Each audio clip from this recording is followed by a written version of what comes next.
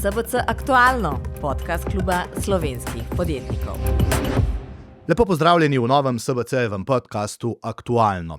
7. oktober je datum, ko se je, spet lahko tako rečemo, zgodovina tega človeštva precej spremenila. To je bil datum, ko je Hamas presenetil, lahko rečemo tudi v narekovajih, Izraelce, a ta teroristični napad na ozemlje Izraela je močno spremenil dogajanje na Bližnjem vzhodu.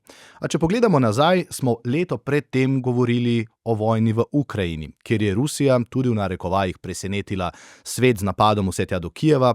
Te vojne tudi še zdaleč ni konec. Živimo torej v časih, ko se zdi, da vojen nikakor ne bo konec in da je zaostrovanje na Bližnjem vzhodu, pa tudi v Ukrajini, vedno večje. Kako to vpliva na življenje v Evropski uniji, kako to vpliva na posel, kako to vpliva na podjetja, na podjetnike, ki se morajo stalno prilagajati, tako varnostni kot tudi situaciji, ko gre za cene energentov, pa še vsega ostalega, naprimer čas potovanja tovore z enega na drugi konec sveta. O tem bomo danes govorili. Pa tudi, koliko vojna v Ukrajini, vojna v Gazi in še kje drugje, stanejo in kdo to vse plača. In kako močna, če sploh je Evropska unija pri tem, da bi se pogovarjali o končanju leteh. Z nami so trije gosti, en lep pozdrav vsem trem. Dobran Božič, Grega Bizjak in pa Klemen Grošelj, obramboslovec, podjetnik, prevoznik in pa seveda tudi, lahko rečemo kar vojak, je to prava funkcija, tako. Sej ne vem, kje začeti, ampak morda res 7. oktober naj bo to zaenkrat iztočnica, zdaj bomo v tem tednu vsi govorili o tej obletnici, pa morda kar na vaši strani, gospod Dobran Božič. Zdi se, da je bil ta odziv Izraela seveda pričakovan, velik, ampak leto dni kasneje se pa zdi, da se nikakor ne umirja, da Izrael ni končal svoje naloge, njegova obramba je slonela na tem, mi se bomo zdaj s Hamasom pomerili, ga izbrisali z obličja zemlje. Prebral sem, da je Benjamin Netanjahu dejal, 60% Hamasovih borcev smo odstranili, ampak še vedno jih ostaja 40%, pa ta ideologija Hamasa pravzaprav narašča tudi na okupiranem Zahodnem bregu.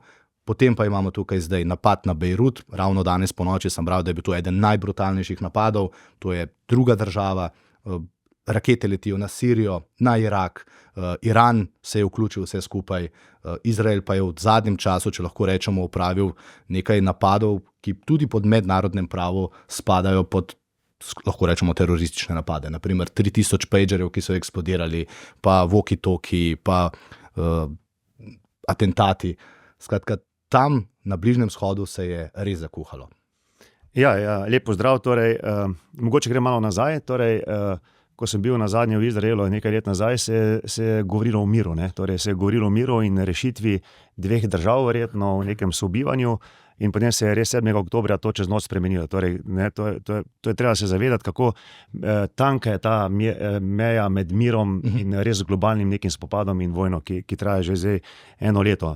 Vsaka vojna da najhujše in najgrše, torej v vojni nikoli ne iščemo nekaj lepega in vedno prinese od nas najgrše.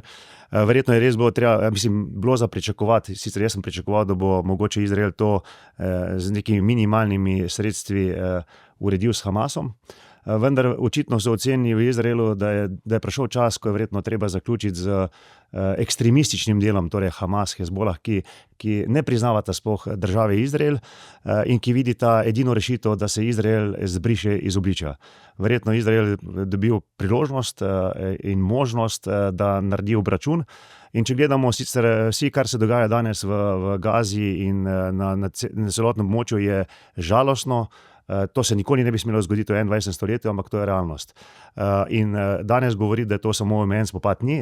Spopad se je že krepko spremenil v regionalni spopad in zdaj samo vprašanje, kako daleč bo šel Iran in kako daleč se bo sprožil spor z Iranom. Vidimo, da Hezbolah je pa očitno predsednik Netanjahu se odločil, da tudi je priložnost, da obračuna z Hezbolahom in tem delom teroristične organizacije, ki ima iste cilje, kot ima Hamas. Tukaj še velja verjetno poudariti, da voditelji Hamasa so se mogoče malo precenili. Oni so mislili, da bodo sprožili ta masakr, ki so ga sprožili. To je treba res vedeti, kaj je sprožil tak odziv Izraela in tudi to stran je treba upoštevati. Masakr 1200 pobitih, razkosanih in 250 utopljenih talcev, da so verjetno pričakovali, da bo odziv arabskih držav veliko bolj njim pozitiven, torej da ga bojo vse arabske države in vse organizacije teroristične krepko bolj podprle in da bojo pomagale pri borbi z Izraelom, pa temu ni tako. Torej, bolj kot ne so ga pustile samega in verjetno je res, da je predsednik oziroma Izrael oziroma predsednik Netanjahu vidi priložnost, da dokončno obračuna z obema terorističnimi organizacijami, ki mu delajo težave. Vi ste obramboslovec, ta širša slika tudi v Evropskem parlamentu, ko ste se pogovarjali o tem miru, kar smo govorili do 7. oktobra, potem pa je zdaj jasno, da se je vse skupaj po 7. oktobru spremenilo. Ali je napačna ocena, da Izrael ves čas poskuša najti to mejo, kje v ta spor še bolj potegniti Iran, tudi prav kot Iran državo, ne zgolj s podporo, ker to, kar smo slišali, seveda drži, finance in pa logistika do Hamasa in do Hezbolaha je seveda jasna, ampak zdaj je v to bitko vstopil tudi Iran. Spremljali smo rakete na eno stran, odgovor na drugo stran, znova rakete na eno stran. To spremeni sliko samo neke teroristične organizacije v Libanonu. Ja, poglejte, pravzaprav Bližnji vzhod kot tak je že nekaj časa bil na robu vojne. Treba se zavedati, da zgodba se ni začela samo 7. oktobrom, to je pač bil tisti neposreden povod, vzroki so globlji. Tisto razmere pravzaprav za Izrael je bilo že praktično tisto, kar je nastalo po zadnji vojni s Hezbolahom leta 2006. Pravzaprav nesprejemljivo. Zakaj? Zato, ker je Iran praktično v letih po ameriški intervenciji v Iraku 2004 vzpostavil tako imenovani šiitski polmesec, ki sega od južnega Libanona preko Sirije. Ne smemo pozabiti na državljansko vojno v Siriji, ta še vedno divja, sicer manj intenzivno, a še vedno je tam. Potem seveda spomnimo se velikih bitk za mesto Mosul, ki je praktično porušeno do tal in kjer je prišlo do popolne spremembe etnične strukture prebivalstva, se pravi, suniti so tam zapostali manjšine, tam prevzemajo v glavno vlogo šiiti, imate šiitske milice, proiranske, ki praktično obvladujejo celotni Irak, in potem seveda v mestni epizodi, ki smo jo malce spregledali, je bil šiitski upor v Saudski Arabiji, ki je bil krvavo zatrt in nekateri so to predvsem videli skozi te izvršitve smrtnih kazni, ampak to je bil resen upor v Saudski Arabiji nekaj let nazaj. In pa seveda zdaj ta zadnji krak z tega polmeseca, oziroma ki sega v Jemen, se pravi Huti, ki pravzaprav držijo v šaku so trgovino preko Sueškega prekopa, Adenski zaliv. Adenski zaliv je bil vedno ključno geografsko križišče, tam ladje čakajo na potovanje skozi Suez in seveda, če je to območje pod raketno ogroženostjo, to, kar delajo Huti, je pač to veliki izziv. In seveda ta polmesec, pravzaprav ta iranska strategija, ki so jo začeli graditi daljnega 1982 na vrhuncu te vojne v Libanonu, to je bil tisti drugi vdor Izraela v južni Libanon. Sveda je bil v bistvu strategija, ki je na nek način izčrpavala Izrael. In Izrael seveda tega dolgoročno ni mogel izdržati. Zdaj pa tisto, kar pa je v tem momentu, tisto, kar je pripeljalo do te eskalacije tudi, seveda z različnimi povodi, pa je seveda ta strateški vakuum, ki se oblikuje. Zdaj v svetu imamo vojno v Ukrajini, smo pred ameriškimi volitvami, ki v tem kontekstu to širjenje eskalacije pravzaprav koristi enemu kandidatu. In Netanjahu je seveda njegov bližnji politični zaveznik, in pa seveda Kitajska in pa Rusija seveda globoko vpeta v vojno v Ukrajini, seveda kljub temu ima prisotnost v Siriji, to ne pozabimo. Ruske sile so v končni fazi tudi prisotne občasno za patruljami na Golanski planoti oziroma na sirijski strani tistega, kar je še ostalo Golanske planote, in seveda to je nekaj, kar pravzaprav za Izrael strateško gledano ni bilo vzdržno, in seveda to izkoristil to priložnost, in to se je bilo očitno, da tudi te napadi, ki ste jih omenili, taka recimo obveščevalna operacija, da ti 3000 pagerjev pravzaprav podtakneš, pravzaprav sesuješ celoten sistem zvez, recimo Hezbolahu. To je operacija, ki je tekla očitno že od leta 2006 dalje z intenzivnostjo, ki se je povečala tam nekje 2014-15. Pravi, ni samo ta 7. oktober. Ta 7. oktober je pač bil tisti sprožilec, ki nas je zdaj pripeljal v to točko, kjer smo, in seveda tu je edina zadrž, zakaj še ni prišlo do totalne konfrontacije v regiji. In jaz ne bi rekel, da je to že totalen spopad v regiji, ker totalen spopad bi bil bistveno bolj intenziven.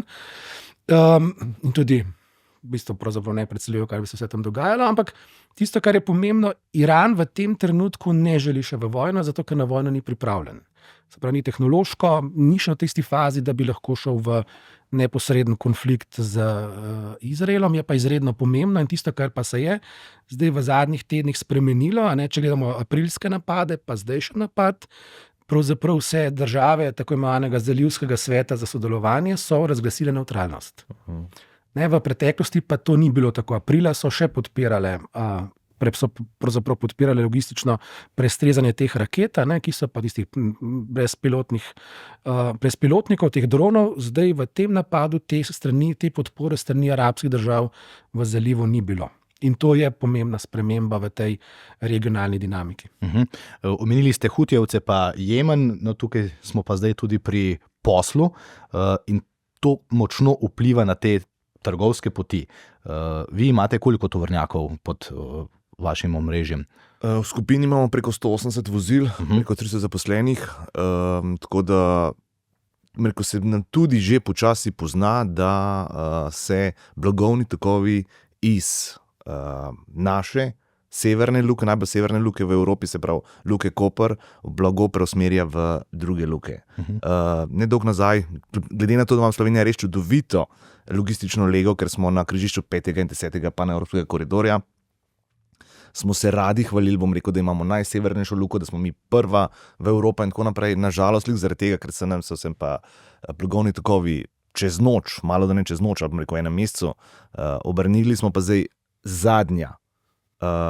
In to se nam bo dolgoročno sigurno poznalo. Poleg tega smo se prek lepo pogovarjali tudi, da se nove prometni tokovi odpirajo, severna linija, se pravi arktična pot se tudi odpira zaradi globalnega segrevanja in tako naprej. Tako da sprememb bo oziroma je ogromen. Poleg tega Izrael je v naši evropski zimi dobavljal sadje, zelenjavo v Evropo.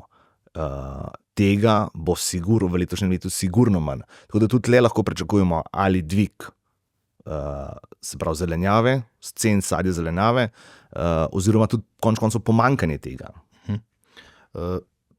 Morda bi se najprej na to navezal. Ko so začele leteti hutijevske rakete proti ladjam, ki so tam plule po trgovski poti, je bil odziv Amerike, pa tudi še nekaterih drugih držav jasen. Mi bomo zdaj zaščitili to pot, pa vendarle se potem o tem ni več veliko govorilo. Po drugi strani pa tudi ladje tam niso plule, ker vsake toliko časa pa pride kakšna novica, da so kakšno ladjo zadele in zdi se, da ta ščit trgovske poti, da bi prosto plule, vendarle ne deluje. A lahko že tukaj vprašam, kako to pri vsej tej superiornosti hutijevski uporniki, ki vendarle ne veljajo za neko veliko silo, imajo pa podporo Irana, lahko zaustavijo tako trgovsko pot, kot je to? Mislim, treba je gledati predvsem interes držav. Torej, jaz mislim, da je treba vedno govoriti nekje, vsaka država ima svoj interes, vsaka skupnost ima svoj interes. In vprašanje, recimo, če računamo, kdo lahko to zaustavi, vedno rečemo Amerika. Torej, Amerika je tista, ki lahko verjetno to zaustavi in verjetno prekine. Zdaj pa vprašanje, ki ima zakonite ali pa interesne podlage za to, da zaustavi. Torej, vedno govorimo, Amerika je tista, ki hoče imeti nafto iz Bližnjega vzhoda. Amerika je že dolgo časa recimo samozadostna s svojo nafto in svojim plinom in tako dalje. Torej ta nafta iz Bližnjega vzhoda niti ne zanima kaj veliko in verjetno imajo druge težave in druge zadeve. Verjetno bi tukaj največ interesa izrazile evropske države. Torej evropske države so tiste, ki imajo največji interesa, recimo, da je ta pot odprta, tako za naftni in plinski del, kot tudi verjetno za drugo oskrbo, pa verjetno kot take Evropa kot taka pa verjetno nima niti zmogljivosti. Razen zveze NATO, ki jih verjetno v takem smislu absolutno, ker je obrambna inštitucija, ne more uporabiti in verjetno zato do tega tudi prihaja. Torej, vedno je treba pogledati, kaj je interes, kaj je nacionalni interes in kam želijo države dati svoje sredstva in sile.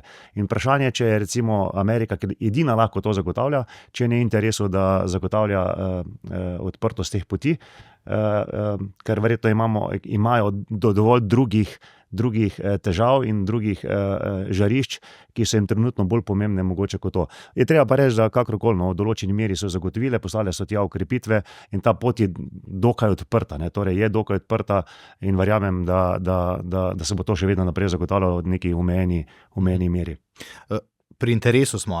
Ravno ta zadnji napad Irana je razkril nekaj, sam priznam, sem daleč od kakšnega strokovnjaka, ampak po prebranih teh člankih in analizah po tem napadu Irana na Izrael je bil vendarle drugačen, kot je bil prvi. Prvi, lahko rečem, je bil popoln poraz Irana, ker so prestregli vse te stare letalnike in tako naprej.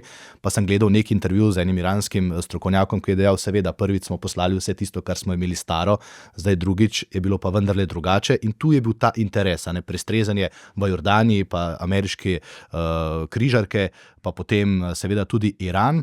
Ampak takoj se je pojavilo vprašanje, ali to pomeni, da s tem zmanjkuje obrambe za Ukrajino. Zdaj pa že skačem na to drugo stran, tudi odprte vojne, ki nam je pa še bliže, pa smo spet pri interesu.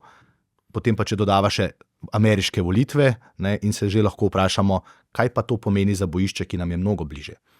Ja, jaz bi samo prej še to rekel. Zdaj težava Adenskega zaliva in celotne te komunikacije preko Sueškega prekopa je v tem, da pač rastejo zavarovalne vsote. Zavarovalnice zahtevajo vedno više in ladje so se začele komercialne temu izogibati. Zakaj je pa to pomembno, kar ste omenili? To je zelo, zelo, zelo pomemben indikator za globalno razmerje sil. Ameriška politika od predsednika Theodora Roosevelta, od njegove velike bele flote dalje, je vedno temeljila, da je eden iz ameriških nacionalnih interesov zagotavljanje proste plovbe v globalnem obsegu. To je bil za Ameriko vedno eden najpomembnejših po koncu te Monroejeve doktrine, najpomembnejših zunanje političnih varnostnih interesov.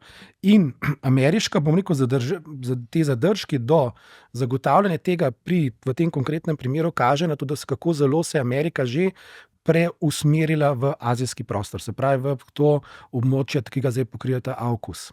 Se pravi, to gre za zelo velik strateški premik in to je sporočilo Evropski uniji in ima neposredne ekonomske učinke na Evropo, ker Evropa je pa vendarle zelo odvisna od uvoza, recimo tekočinjen zemeljski plin, ki prihaja v Evropo iz Katarja v tem trenutku, to predstavlja 15% vseh količin, ki jih mi pač potrebujemo. Po drugi strani smo potem odvisni od držav, kot so Azerbajdžan in tudi še ruski plin in tako da ne grem podrobnosti. Tukaj to kaže na neko pomembno spremembo ameriške politike. Zdaj ta napad, ki je bil izveden v tem zadnjem obdobju, ta zadnji napad, je bil seveda izveden na drugačen način, cilji so bili drugačni, v bistvu zdaj se je pokazalo 3 glavna vojaška oporišča so bila cilj. Pri tem je prišlo do relativno dosti uspešnega preboja zračne obrambe Izraela, ta železna kupola, znana, ki je sestavljena iz teh sistemov Arrow pa David Sling, očitno ni tako zelo učinkovita, kot se je ocenjevalo. Se pravi, zdaj je ta učinkovitost padla pod tistih 70%, kar pomeni, da je nekje slaba tretjina teh izstrelkov prebila sistem zračne obrambe Izraela. In to seveda v primeru teh napadov na vojaške objekte ni bil tak, bom rekel, tragedija. Če bi bili recimo cilji pa industrijska območja v Tel Avivu, Haifi, pa recimo Puščava Negev, kjer se nahajajo izraelski jedrski objekti, bi bilo pa to verjetno neka druga zgodba. Torej, tudi tisto, kar je treba poudariti pri tem napadu, je tudi to, da je Iran uporabil manjši del svojih zmogljivosti, je pa tukaj vidno, da so očitno prišlo do prenosa izkušenj zdaj se pravi, že gremo proti Ukrajini, da je očitno tukaj prišlo z ruske strani nekako ali pa izmenjava izkušenj v tem, kako pravzaprav prebijati sisteme zračne obrambe, ker ta napad je bil, kljub temu, da je bil samo en val, več faz, tam se je lepo videlo, da je prvi cilj bil zasičanje sistema zračne obrambe in potem seveda udar pod hiperzvočnimi raketami, ki so praktično, kolikor je bilo vidno, pravzaprav neovirano prispele do svojih ciljev. Tisto, kar je pomembno, tisti strelki, ki so prileteli v Izrael in so zadeli cilje, so bili v bistvu zelo sofisticirani, gre za tako imenovane manevrske bojne glave, ki pomeni, da v svoji zaključni tej fazi leta pravzaprav manevrirajo, so še dodatni izziv, kljub tej visoke hitrosti, še dodatni izziv za sisteme zračne obrambe. Zdaj, kaj to pomeni za Ukrajino? Tukaj je bilo že več sporočila. Že prvi napad aprila, vemo, kakšen je bil angažma Francozov, Velike Britanije, Združenega kraljestva, Američanov in drugih zaveznikov. Tega podobnega ne vidimo v Ukrajini. Jaz za Ukrajino ocenjujem, da smo v tem trenutku v neki, to je vedno bolj očitno, neki, bom rekel, reviziji zahodne politike do Ukrajine, kjer se zdaj ocenjuje, kakšni so neki realni scenariji nadaljnjega razvoja tega konflikta. In kakšne so možnosti, in tudi v Evropi se to vidi, ker so zaradi političnih posledic, predvsem vzpon skrajne desnice je zdaj postavil nekatere vlade v Evropi pred zelo težke izbire. In tukaj se zdaj že vidi to v tem iskanju nekih možnosti zaustavitve konflikta, kot se to zdaj govori. spet bom šel na posel, če so se prej dotaknila te poti iz Adenskega zaliva, koliko pa je vojna v Ukrajini vplivala na slovenskega prevoznika, naprimer pa na slovensko to logistiko? Isto, ogromen.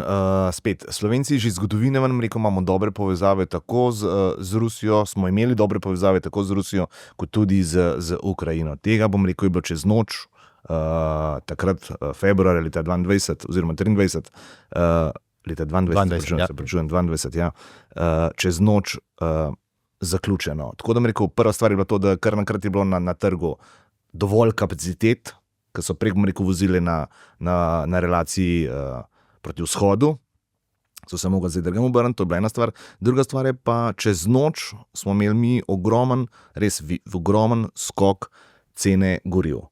In v večini primerov, so se prevozniki v regiji znajdali in so začeli upoštevati, se pravi, k cenam prevoza dodajače klavzulo za gorivo. Tako da z tega vidika nihanje goriva ne tako hudo vpliva več na samo ceno storitve. Ravno v tem tednu so tukaj špekulacije, če Izrael izvede napad na iransko črpališče, tam, kjer imajo pač največje črpališče nafte, ali to pomeni, da bi se cena nafte na svetovnem trgu lahko dvignila nad $100, po drugi strani so to špekulacije, ker odstotek iranske nafte v tem delu vendarle ni tako velik.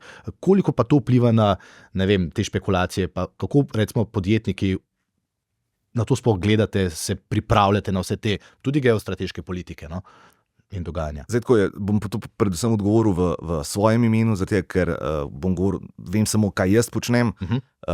Jaz sam po sebi spremljam na različnih internetnih spletnih straneh gibanje cene nafte. In že v prejšnjem tednu so bile informacije z različnih medijev izredno pesimistične, cena bo skočila v nebo, to bodo rekordne cene in tako naprej, ampak roko na srce. Danes zjutraj sem gledal, se pravi, na Bloombergu, v ponedeljek, prejšnji teden, ponedeljek zjutraj je bila cena $71, danes zjutraj je bila $77. Tako da z tega vidika je manj kot 10% v tem prvem oziroma drugem napadu Irana na Izrael cena skočila, kar ni tako hudo, da bi bilo to pa zdaj proti rekordom daleč od tega. Še zmeraj smo pod ceno $80. Vrnil bi se nazaj na to, kar je dejal gospod Klemen Grošelj, na te interese pa vse to dogajanje tudi z Ukrajino. NATO je dobil novega šefa, vendarle smo v tem prelomnem obdobju, marsikaj se dogaja. Zelenski je ravno na poti v Evropo, kjer bo predstavil svoj načrt za zmago, ki ga je Biden že predstavil. Kako bo tole šlo?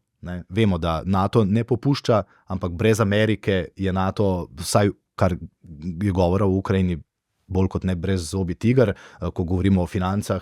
Vidimo tudi, koliko denarja naprimer namenjata v Ukrajini v zadnjem času Francija in Nemčija. In tukaj nastaja velik razkorak, pa govorimo o dveh jedrnih državah in NATO in Evropske unije. Kakšen bo ta načrt za zmago? To bomo videli, verjamem, da bo predsednik Zelenski lahko kaj predstavil, mogoče načrt za zmago ta, da je to načrt za mir, da je ta načrt, kar je.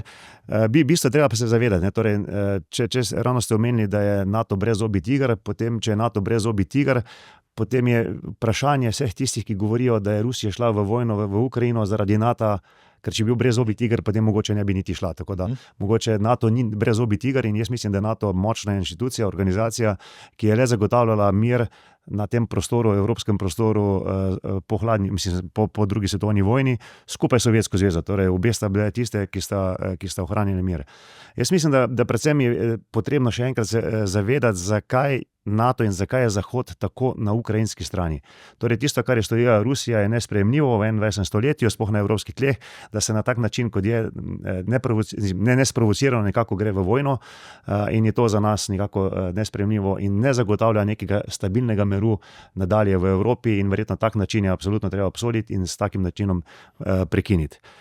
Jaz verjamem, da torej ta zavezanost temu pravnim vrednotam, in sploh za majhne države, kot je Slovenija, je pomembno, da se na tak način ne nastopa v 21. stoletju, torej je pravna zavezanost pravnim normam, Združenim narodom je tista, ki zagotavlja mir in stabilnost na evropskem prostoru.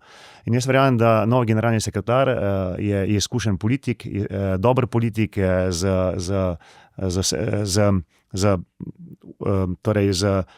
karizmo, In verjamem, da bo sposoben pripeljati torej podporo Ukrajini do tistega v vsem obdobju, dokler Ukrajina to potrebuje.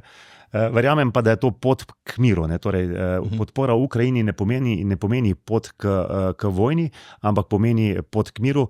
In jaz verjamem, da bosta obe strani kmalu dojeli, da te dosežki, ki jih ima ena ali druga stran, niso tisti, ki so dovolj za eno ali drugo državo, da se pehajo v takšno bratomorno vojno s takšnimi izgubami in s takšnimi finančnimi in absolutno z človeškimi izgubami. In da bo kmalu prišlo do nekega pogajanja, diplomatske rešitve in mogoče do mira, kar bomo verjetno vsi z veseljem pozdravili. A lahko eno podvprašanje, rekli ste te dosežki, zdi se, da vendarle Putin potem, ko je videl, da osvojiti Kijeva pač vendarle ne bo moral, povedal, da njegov cilj je regija Lugansk, Donetska, ne? In tam zdaj on vendarle počasi dosega tisto, kar si je zaželel, vendarle se je ta protiofenziva Ukrajine zlomila, Rusi napredujejo, pustimo zdaj ta osvojeno ozemlje Rusije strani Ukrajine, ker je šlo pač za nek manever, ki se več kot očitno ni izplačal, ali pa, toliko se vendarle ne spoznam. In ena izmed teh prošenj ukrajinskega predsednika je tudi, da bi NATO, Amerika in velesile dovolile uporabo teh raket dolgega dosega tudi globoko v ozemlje Rusije. A je to tisto, kar lahko prinese mir? Jaz mislim, samo uporaba teh orožij v globino Rusije ne more prinesti mira. Torej, lahko prinese mogoče še kakšno večjo težavo, ampak razumem predsednika Zelenskega, torej on želi motiti oskrbo in zaloge Rusije v globini Rusije same, ne želi verjetno napadati civilnih ciljev, tako kot ga napadajo na drugi strani Rusi, in predvsem za motnjo oskrbe, kar pa zna dejansko prispevati k določenim zmanjšanim sposobnosti Rusije. To je ena zadeva, verjetno neka grožnja potem, in verjetno mora tudi potem Rusija določene sisteme zračne obrambe preusmeriti tudi na svoje teritorije, torej v Rusijo, in s tem manj uporabiti potem proti Ukrajini isto orožje. Tako da verjetno to ne bo spremenilo ali pa končalo vojne med Ukrajino in Rusijo. Gre pa sigurno nek za simbolični pomen tega. Tako da verjamem, da lahko malo pomaga Ukrajincem pri boju za mir, ne more pa spremeniti vojne. Je to, kar zdaj pričakujemo v tem tednu, ta načrt za mir, dejansko neko upanje za Evropo, da rečemo, morda se bodo pa res začeli pogovarjati, ali je to, kar je zdaj v zadnjem času uspelo ruski vojski, vendarle nek dokaz, da to, kar je NATO pomagal, ni bilo dovolj, da je morda NATO bolj izčrpan, kot pa so pričakovali, da bodo Rusi? Ja, tukaj v bistvu ključno vprašanje pravzaprav ni NATO. Tukaj ključno vprašanje je, koliko Ukrajina še lahko zdrži v tem smislu svojega demografskega potenciala. Tukaj treba biti pač odkrit. Ukrajinska mobilizacija v zadnjem letu ni bila najbolj uspešna. Tisti cilj zagotoviti dodatnih 200,000 pripadnikov ni bil dosežen, to je zdaj očitno. Ta avantura v Kursk ni dosegla svojega strateškega namena. Namen je bil, da se potegne ruske sile iz Donbaškega fronta oziroma vzhodne fronte na to novo bojišče. Kot vidimo, so Rusi to kljub začetnim velikim težavam in presenečenju uspeli stabilizirati. Zdaj pravzaprav že imamo neke vrste protiofenzivo oziroma počasno praznjenje tega prostora, in pa pravzaprav tudi se vidi, da tisto, kar se je spremenilo, ruska vojska je spremenila taktiko, tudi operativni načrti očitno obstajajo. Tukaj se vidi, da izvajajo te ofenzivne dejavnosti na celotnem bojišču izmenoma. Recimo, zdaj smo imeli Vuhlegrad, ki je padel, to je bilo po 31 mesecih, to je bila ključna strateška točka, to je edina vzpetina v tistem območju, s katero so pravzaprav kontrolirala ključna komunikacija v Donbasu med Donetskom in pa Mariupolom. To je zdaj bilo zasedeno, to so Rusi pravzaprav prvič porabili taktiko obkoljevanja in to izpeljali relativno uspešno. Zdaj isto se dogaja na fronti proti Pokrovsku. Če pade še to logistično vozlišče, je zakaj to pomembno, ker potem gremo pa že na naslednjo regijo, to je pa Dnepropetrovsk. Se pravi, to pa ni več tiste regije, ki so že bile aneksirane, ampak zdaj ima to že dodatno težavo predstavlja za Ukrajino. Tisto, kar je pomembno poudariti, Zahod ni izpolnil svojih obljub. V tistih, če se spomnite, milijon granat smo zdaj prišli najprej na 800,000, zdaj smo že na 500,000. Jaz mislim, da tukaj bil pristop Evropske unije in NATO popolnoma zgrešen.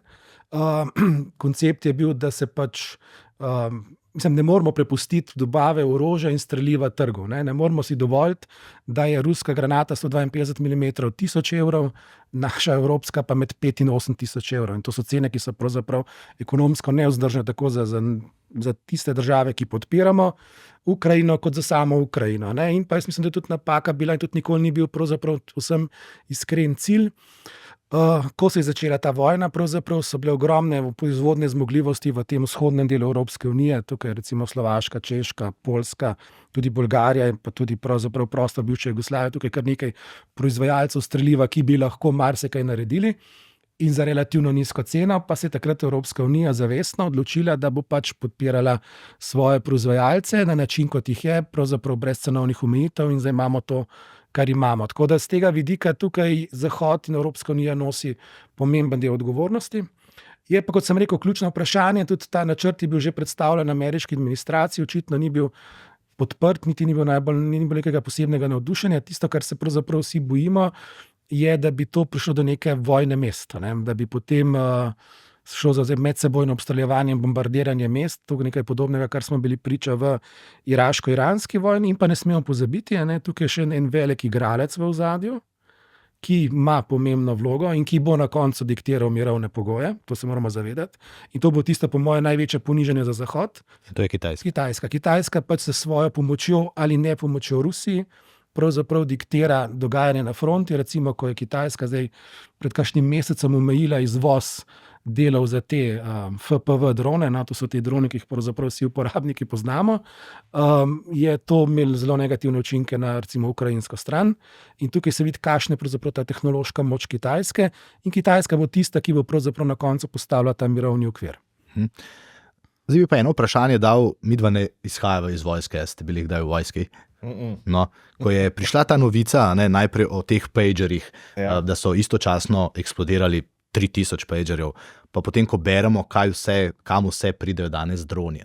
Kako navaden državljan gleda na takšne novice, ker včasih ne je bila vojna mest, pa smo govorili o raketah, pa o topovskih izstrelkih, danes pa vidimo, da v resnici neke grožnje z jedrsko orožje, kot da bi bila to kamena doba. Danes lahko ubijajo človeka, če ga hočejo, torej s telefonom. Kako navaden državljan to gleda? Podjetnik, kjer se dnevno ukvarja z zagotavljanjem transportnih poti, poslom in tako naprej.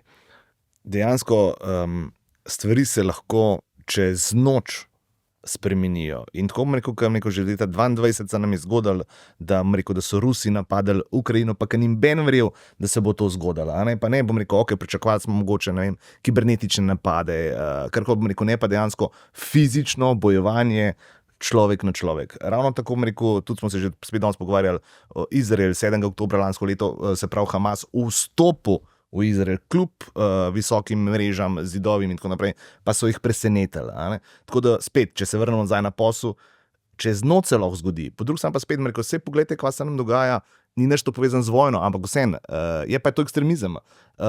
Lansko leto v Beogradu, ravno tako 7. oktober, osnovni 13-letnik pobil sošolce, uslužbence na šoli, varnostnika, učitelje in tako naprej.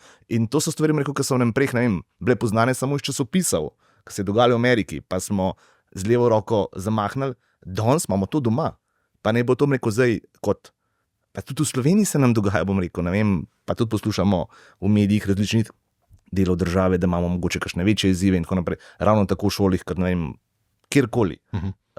Mir sam po sebi, pa ne bo to zaradi ekstremizma ali geopolitičnih razmer, ali pa zaradi samo političnih razmer, ni več samoumevno.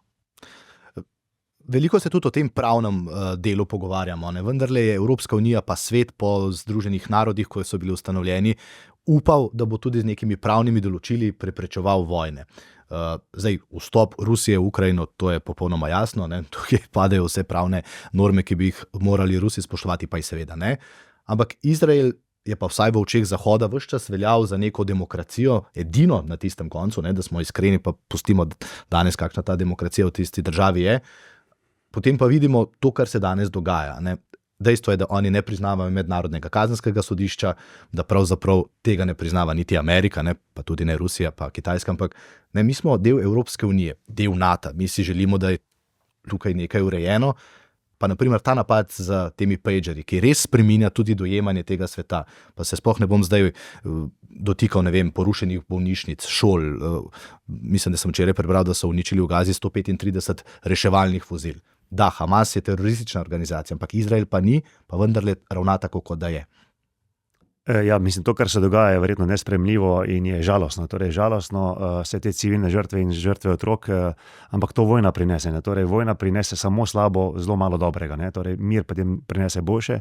Jaz bi sam dodal, da torej, zadnjih 3000 let se kaj veliko na svetu ni spremenilo.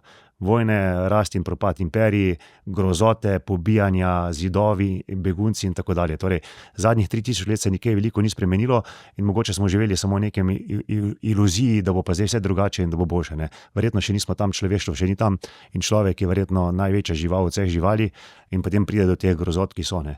Torej, zdaj treba verjetno nekaj humanitarno pravo, nekaj pa vojaško pravo. Jaz nobenega ne upravičujem in vsaka pač kršenje pravil, zakonov in tako dalje ima svoje posledice, vendar je verjetno včasih treba tudi razumeti, ne, torej, ko je bil Izrael postavljen, ko smo mu Združeni narodi priznali državo, naslednji dan so ga vse velike države napadle. Ne. Torej, dajmo vse prenesti, torej leta 1991, ko smo bili nekako se zborili za svojo samostojnost, nas bi vse okoliške države napadle in bi mogli delati svoje preživetje in verjetno v glavi drugače vidi svet okoli sebe, kot ga pa mi vidimo dale stran v nekem miru. Torej, vsak napad, ki je, in jaz se spomnim, ravno veste, ko je bilo tisto, če gremo zdaj spet v zgodovino, drugo svetovno vojno, ko je 14. divizija se prebijala skozi Štajersko, je tam pri Rimskih Toplicah je šla nemška patrulja, da jih bo napadla. In oni so imeli zasedo, ampak so Nemci naredili zid otrok, torej so pobrali otroke in šoli. In jaz vem, da smo se v šoli učili, da bo to največje ogorčenje, kako lahko nekdo se skriva, vojak se skriva za civilom. Jaz mislim, da tega je kar nekaj, ne? In tukaj sta vedno kriva dva potem. Tisti, ki vzame predvsem živi ščit in se skriva za živim ščitom oziroma uporablja in se ne gre v spopad na čisto, torej preživega ščita, to je ena zadeva. Druga zadeva je pa vsak po vojnem pravu, torej imamo še poleg humanitarnega prava, imamo tudi vojno pravo. Ne? Torej, po vojnem pravu je verjetno vsak vojaški cilj, je ilegalni cilj, ki je. In dajmo počakati, potem, da bomo zaključke izpeljali na koncu, dajmo počakati, kaj bo prenesti vse analize, da bomo videli, kaj je s temi pagerji in tako dalje. Jaz verjamem, da so bili večinoma vsi cilji, vojaški cilji, da so bili verjetno, da imajo Izraelci upravičilo za to, ampak se pravim, dajmo počakati, kar je. Lahko samo rečemo, verjetno, da neka akcija, ki je bila načrtovana leta in leta, da do tega prišlo in da je bilo to izvedeno. Še enkrat, ne, torej vsaka vojna prinese grozote in to, kar se dogaja zdaj v Gazi, je žalostno, hudo in vsi upamo, no, da bomo pripeljali mir, ampak kakorkoli, nič ne kaže, da bo prišlo k temu. In zdaj verjetno je samo na velikih silah v regiji, da pripeljejo k miru in da najdejo neko rešitev za konflikt, ki je verjetno najgloblji in najhujši v vseh dimenzijah, ne, ki ga poznamo.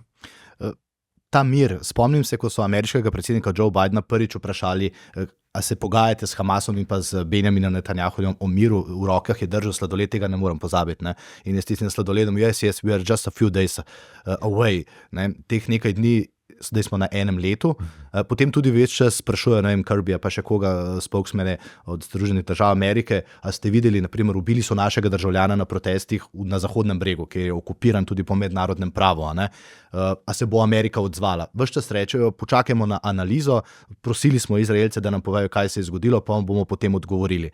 In zadnjič je eden od novinarjev vprašal, pa ste dobili kakšno to analizo? Niso jo, ne? Moje vprašanje je, ko se je začela vojna v Ukrajini, je Evropska unija v trenutku ugasnila vse ruske medije. Danes evropski novinar praktično ne more videti ničesar, kar o tej vojni poročajo Rusi. Seveda se da, ampak bodimo iskreni, YouTube, Twitter, Russia Today, seveda propagandni stroj ruske vlade, ampak tega ni. Ko govorimo o vojni v Gazi, so Izraelci tam ubili več kot 100 novinarjev. Dobiti posnetke iz Gaze je praktično tudi nemogoče. Motijo signal, Instagram je pravzaprav ugasnjen. Evropa, jaz ves čas govorimo o Evropi, ker smo vendarle mi del tega, se pa zdi, da ves čas čaka, dopušča to mejo, ki smo jo v Ukrajini takoj potegnili, v Gazi, v Izraelu, popolnoma drugačno. Ali se motim? Ne motite se. Pravzaprav Zdaj, zakaj je evropski odnos do Izraela na tak način, kakršen je? Zato, ker je Izrael rezultat evropske slabe vesti. Mi ne smemo pozabiti, kaj je bilo tisto, kar je pripeljalo do delitve Palestine, in to je bil pač holokaust. Tako. To je naša slaba vest. Seveda, bili glavni izvajalci tega seveda so bili nacisti, ampak ta proces v vzhodni Evropi in tudi pri nas v končni fazi, tudi Slovenci se lahko tukaj pogledamo v srcalo, je pač imel določene sodelavce na lokalni ravni, ki so pomagali pri tem. In to je bila slaba vest.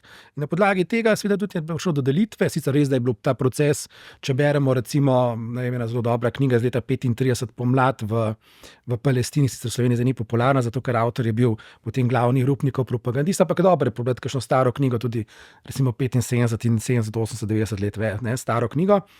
In tam noter opisuje recimo potopis, ki lepo kaže, kaj se je dogajalo v tem prostoru že leta 35, ko še ni bilo nobene, malce se je že kazalo, da mogoče bo vojna, ampak No, tam so Britanci, prvi, ki so. Tam so bili Britanci, tam je bila tudi prisotnost Francozov, pa kako so Nemci igrali. Zanimiva knjiga, tisti, ki mogoče malce pozna ozadje, pa tisti naftovodi.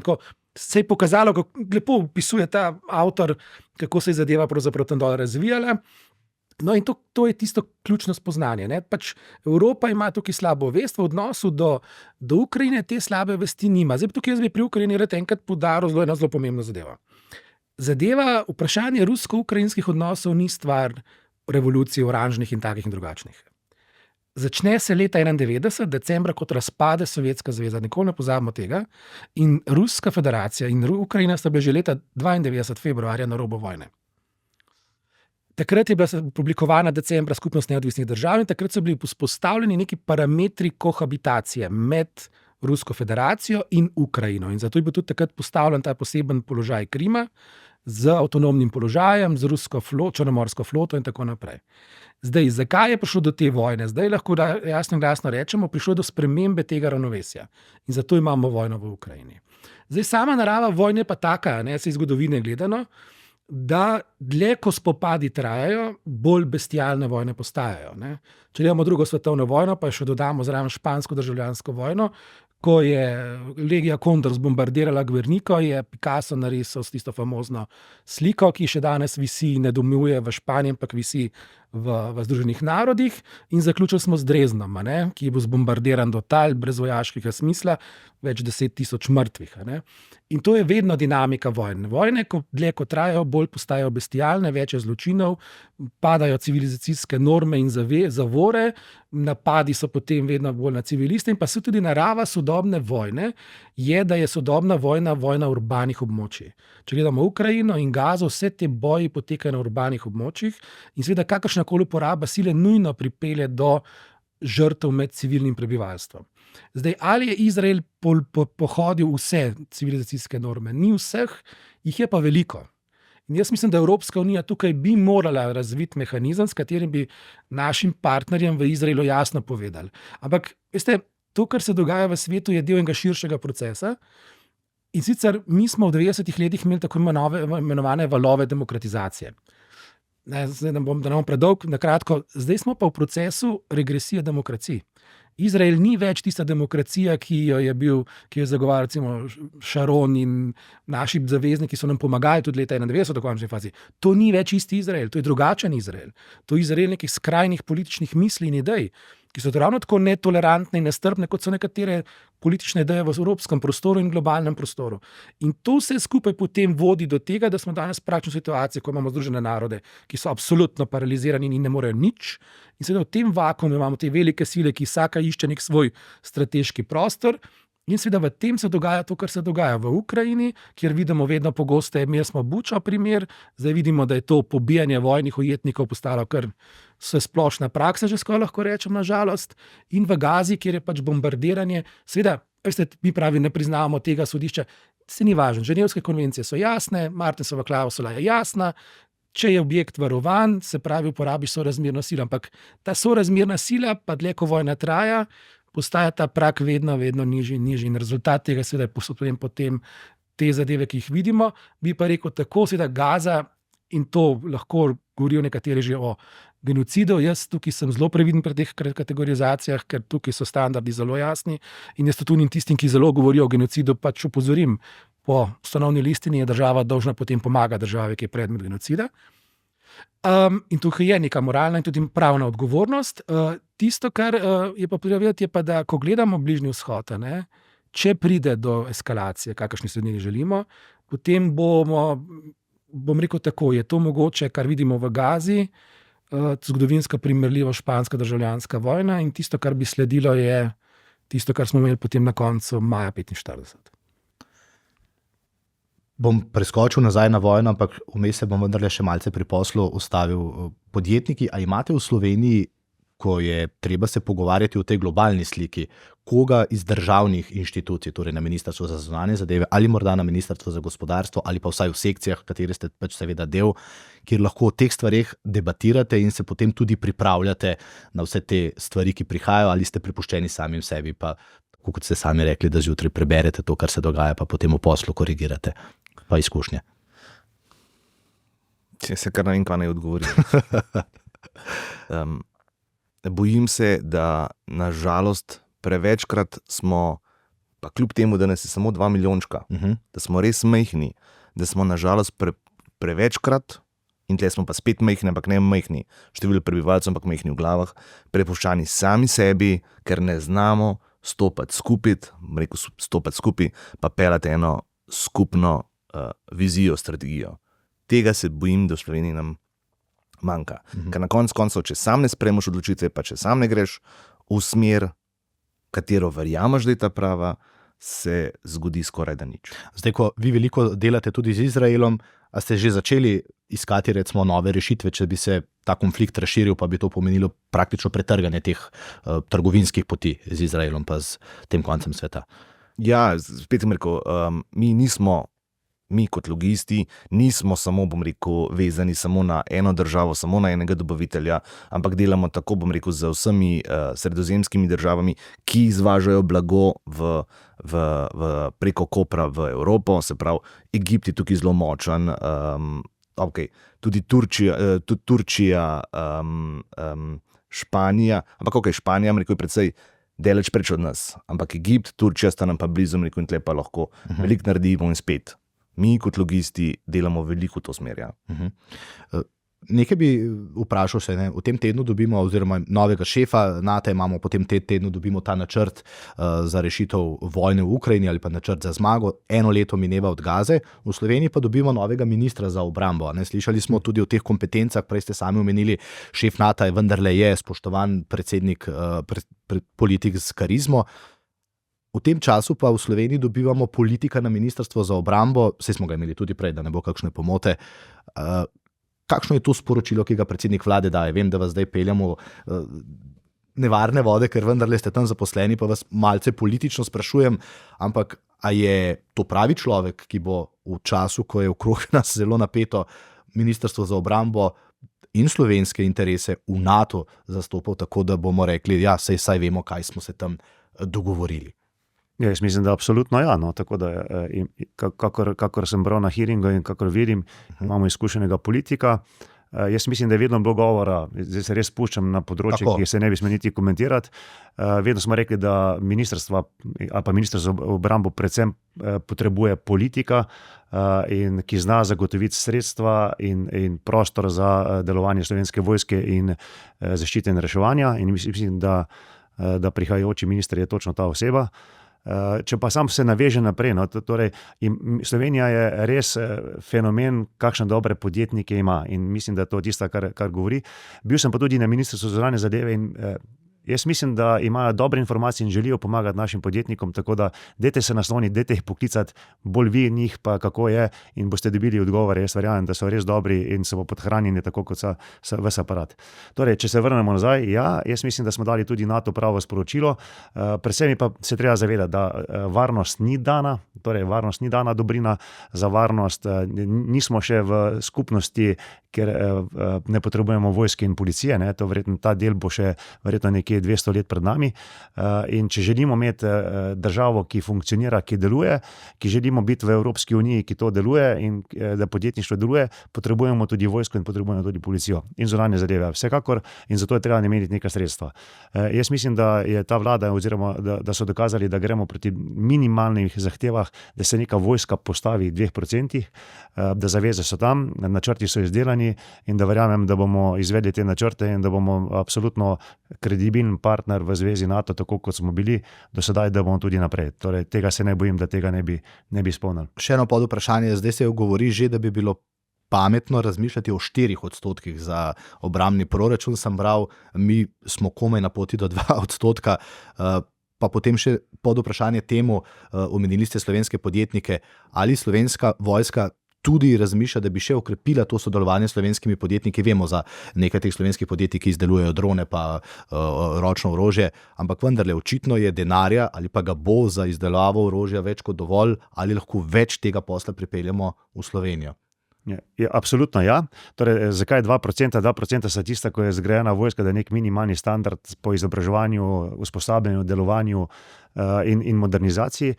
4%, zakaj je govora, pa ne zdaj v Sloveniji nismo govorili o 4%. Tako, ne, v Sloveniji ni bilo. Ne, ni bilo govora.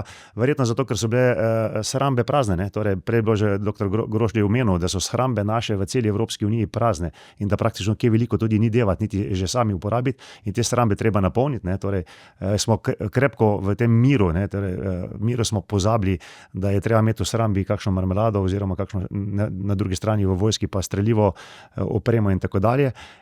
Zato je govor o 4%. Vsekakor pa mi smo odprti vedno, Slovenska vojska, Ministrstvo za obrambo je odprto za sodelovanje, bilo je vedno odprto za sodelovanje, iščemo partnerje in iščemo sodelovanje, tako da jaz verjamem, da bomo to še bolj poudarjali in dobrodošli vsi, ki imajo kaj za ponuditi za sodelovanje, torej dobrodošli. A lahko še kakšno v politiki rečemo, pa ne zdaj doma? Bili ste evropski poslanec, zadolženi tudi za spremljanje tega, kar Evropska unija dela na področju miru, pa vendarle smo zdaj v času vojne. Kako močna pa je Evropska unija, čisto po pravici povedano? Zdaj volitve so za nami, Ursula von der Leyen ostaja, sami ste že omenili te morda bolj desne, Lojze Peterle pravi zadnjič, ko je bil tukaj gost, da ne bi govoril o ekstremnih desničarjih, da se to zdaj vse spremenja, ampak vendarle pa ima veliko več desnih politikov v svoji sestavi. Ursula von der Leyen, kako močna bo v tem novem mandatu Evropska unija, komisija, če sploh bo na tem globalnem trgu? Kitajska, Rusija, BRICS države, potem smo pa tukaj mi. Ja, zdaj Evropska unija kot taka po teh volitvah se treba zavedati, da ta parlament je desen parlament. Večina je 652 poslancev, ki pripadajo različnim desnim krilom, če smo zdaj politično korektni. Tisto, kar mene skrbi, je to, da pravzaprav Evropska unija na eni zelo pomembni prelomnici že nekaj časa in sicer tukaj zdaj vprašanje, ali gremo v večjo integracijo, kar pomeni tako na kapitalskih trgih, fiskalna unija, energetska unija. Se pravi, recimo, če gledamo razpravo o Sloveniji o JEK2, to je razprava, ki pravzaprav razkriva srž problema. Ali Slovenija potrebuje samozadostnost na energetskem področju, ali smo lahko samozadostni skozi perspektivo nekega skupnega evropskega trga, ki bo funkcioniral tako, da bo vsem 27 državam članicam zagotavljal energetsko varnost. In tega odgovora zdaj ni. Prihajajoča komisija tega odgovora po moji oceni ne bo dala. Draghijevo poročilo, kolikor sem ga prebral, ne odgovarja na vse ključne izzive. Mi imamo zdaj tukaj več ravni izzivov. Ena je ta, da Združene države Amerike očitno odhajajo in se vedno bolj zatekajo v neke vrste izolacionizem, pri čemer gledajo bistveno bolj v Azijo kot v Evropo. To pomeni, da evropski prostor se bo moral na tem področju varnosti bolj opreti na sebe. Drugo pomembno je, mi tehnološko zaostajamo, mi imamo tukaj ogromne izzive.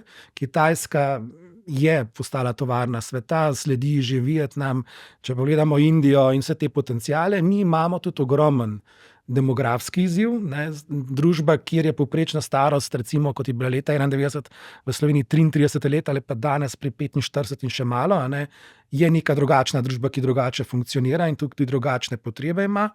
Zdaj in vse to so te izzivi, na katere si pač moramo mi odgovoriti. In tukaj jaz mislim, da ta komisija, tako kot je zdaj postavljena, tudi ta percepcija, veste, da mi govorimo o slovenskem komisarju. Komisar ni slovenski, komisar ni francoski, komisar je evropski in dela vsak za dobrobit Evropejk in Evropejcev. In ta percepcija v tem trenutku ni tako močna in jaz bi celo rekel, da gremo v bistvu napačno smer in se vedno bolj vračamo na raven nacionalnih držav, kjer vsak išče nek svoj košček, pri čem se pa treba zavedati, 2 milijona prebivalcev v Sloveniji, je recimo tako malce večji gradbeni projekt na Kitajskem, tam se zgradi naselje za 10 milijonov ljudi. In to so ta razmerja in mi seveda evropski prostor kot tak lahko deluje kot enoten, če deluje kot enoten, potem bo lahko globalno konkurenčen. Seveda to pomeni, da moramo znotraj Evropske unije iskati ukrepe, ki bodo povečevali, ne v smislu te enakosti.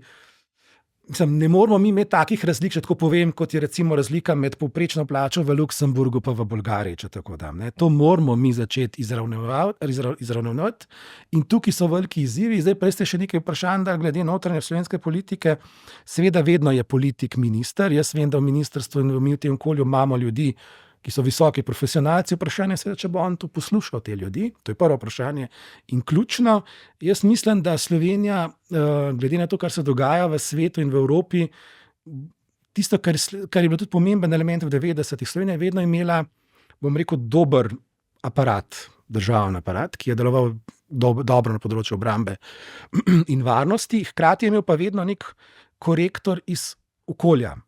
Mi tega korektorja nimamo zdaj. Se pravi, vse države, če gledate, kjerkoli imajo določen del ljudi, ki niso vezani direktno na državo in ki dajo neke informacije, tako kot podjetnikom, recimo francoski podjetniki ali pa nemški, imajo cel kup teh inštitutov, ki delajo analize in so javno dostopne in jih država seveda vzpodbuja k temu.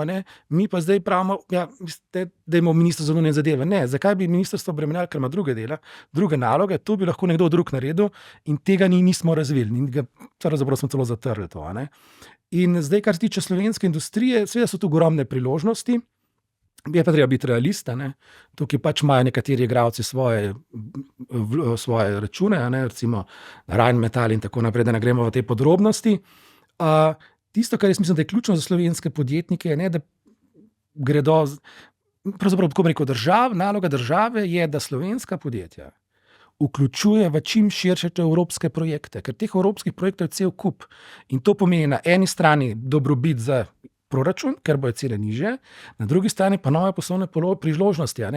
Če mi razvijamo, zdaj en čisto aktualen primer, neko kupolo, in če to kupolo tržimo v Sloveniji, je to 100 kosov, če gremo pa nek širši evropski projekt, ki recimo samo Nemčija kupila 1000 vozil, je pa to nek drug kontekst. Tako da te stvari bi mi morali malce spremeniti. Ampak to je zdaj na ministru, na novi ekipi in bomo videli, kako uspešni bodo pri tem.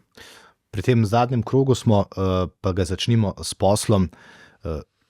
Spomnimo se arabske pomladi, kar naenkrat smo imeli tukaj migracijski tok, ki ga seveda nismo obvladovali, potem se je začela vojna v Ukrajini, pustimo zdaj COVID, ki je bil tudi posebna stvar, ko je vse zaprl. Vojna v Ukrajini, kar naenkrat okrog 8 milijonov beguncev, se k nam jih ni veliko prišlo, pa vendarle, spremenil se je ta tok. Potem imamo pa zdaj to vojno na Bližnjem vzhodu. Česa se morda podjetniki najbolj bojite? Ja, najbolj tega bom rekel, da se bo ta vojna razširila v Evropo.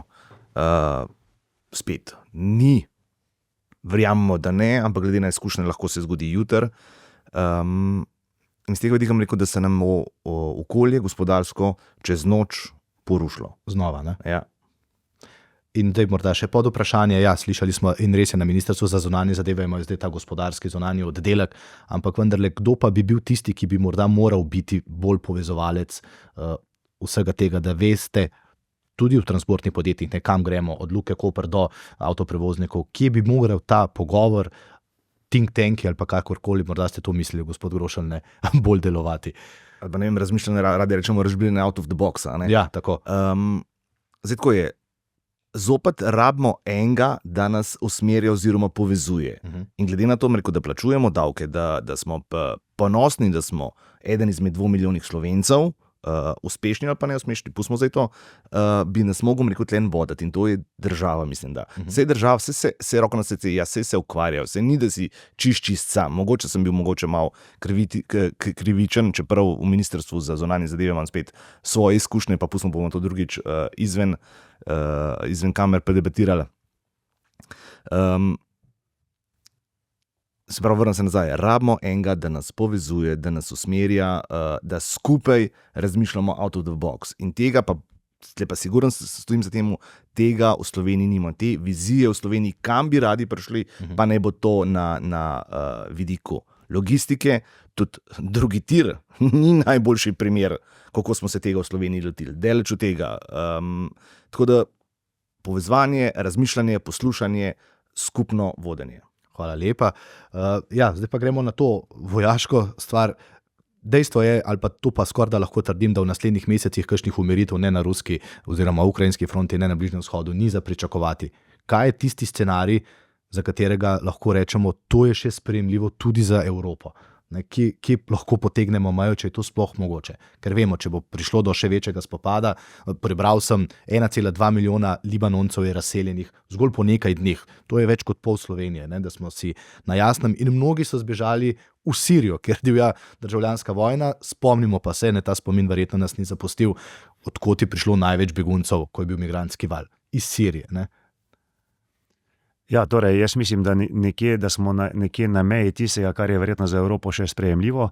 Torej, vse, kar se na ukrajinski fronti dogaja več, torej, ali krepka zmaga ruske strani ali kaj drugega, je verjetno počasi nesprejemljivo za Evropo, oziroma nesprejemljivo bo težko prebavljivo, rečemo. In je absolutno tudi na spopadu, ki smo ga priča na Bližnjem vzhodu, jaz verjamem in upam, da je to, kar vidimo danes, da je to in da bomo sposobni najti nek mir, tako Evropa po diplomatski poti, kot Amerika z neko večjo močjo, ampak tako, kot je dr. Grošelj že prej povedal, torej, Izraelci so to vzeli večinoma v svoje roke in nobenega več ne obveščajo in vidijo to kot svojo vojno in svoj spopad in za svoje preživetje. Torej, verjetno tudi ta del je minimalen, naš vpliv je lahko minimalen. Ampak jaz verjamem, da je to nekje tam in da je to nekje meja, ki je nekako sprejemljiva za neko življenje, ki ga poznamo danes v Evropi. Torej, migrantska kriza, energetska kriza in tako dalje. Jaz verjamem in upam, da nam uspe zdržati to na tem nivoju. Gospod Grošelj, še za konec, sam ves čas rad omenjam besedo mir, zato ker se mi zdi, da se v vseh teh vojnah tako malo pogovarja in dejstvo je to tudi, kar smo slišali. Na koncu se vedno pogovarjajo za mizo, vsaj ponekod, čeprav vidimo, da te pogovori na kakšni strani sveta praktično niso več mogoči.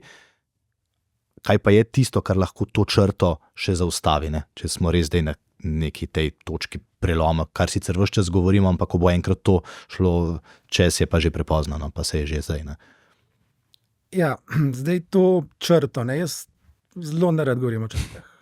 Glejte, to je stvar diplomacije, to je stvar politične presoje, stvar politične volje, koliko se bo nekdo angažiral.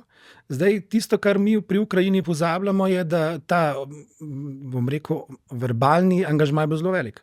Medtem ko dejanski angažmaj je bil, ampak ne zadosten, da bi lahko sledilo tisto, kar smo mi govorili, da bomo zagotovili. Zdaj, kar se tiče Ukrajine, jaz mislim, da prihajamo v neko obdobje, ko se bo začel konflikt počasi, po moji oceni, ampak seveda pod pogojem, da bo jasno premišljena strategija, kaj je cilj. Zdaj, če bo nekdo rekel, da je cilj popolna vsejemalska integracija in celovitost Ukrajine v tem trenutku, jaz se bojim, da potem te vojne ne bo konec še kmalu. Ali bo zdaj to korejski model, jaz mislim, da to ni nekaj, kar ni sprejemljivo za evropski prostor. Se pa bližamo trenutku, ko se lahko nam zgodi, in tega se jaz najbolj bojim, da bo pod pritiskom globalnih igralcev prišlo do prekinitve ognja. Evropa bo morala sprejeti karkoli bo na terenu in potem bo to imelo notranje politične zelo, zelo potencialno zelo negativne učinke na Ukrajino in potem to zelo negativen vpliv na celotno Evropsko unijo. Po tem miru, ta mir, seveda vsi si želimo mir, ampak ta mir v Ukrajini lahko pomeni samo začetek nečesa drugega, kar bo spet nemir. Zdaj Ukrajina bo mogla verjetno določene izgube ozemlja, tudi če pravno-formalno ne bodo priznana, bo prišlo do tega, recimo poglejmo primer Cipra, Cipr je že okupiran, ta turški del oziroma severni Cipr je okupiran že več kot 60 let, bo to imelo notranje politične posledice za Ukrajino. Tudi ta notranja politična dinamika v sami Ukrajini je pomembna. Tako da tukaj je več teh dejavnikov, jaz upam, da gremo v smeri, da se ta konflikt zaustavi in da začnemo nek proces. Zdaj Bližnji vzhod je bolj nepredvidljiv. Zato, ker imamo tukaj zelo nevarno mešanico državnih in nedržavnih akterjev, kjer lahko ti nedržavni akterji, kot so te iraške milice ali pa pravzaprav proiranske milice, sprožijo neverjetno verigo dogodkov, ki bi pa neposredno ogrozili evropski prostor. Mi malce pozabljamo sirijsko državljansko vojno. Zdaj to je tako, zdaj bom pa zelo odkrito povedal, ne? Če je Sirija povzročila toliko beguncev, si zdaj predstavljamo, če nam odnese pokrov na celotnem arabskem polotoku. Koliko je to potem potencialnih prosilcev za mednarodne zaščite na naših mejah. Torej, Evropska unija seveda na to ni pripravljena. Evropska unija v tem trenutku ni znala postaviti svojega prostora v tem globalnem in tukaj bo veliko še treba narediti. Ne?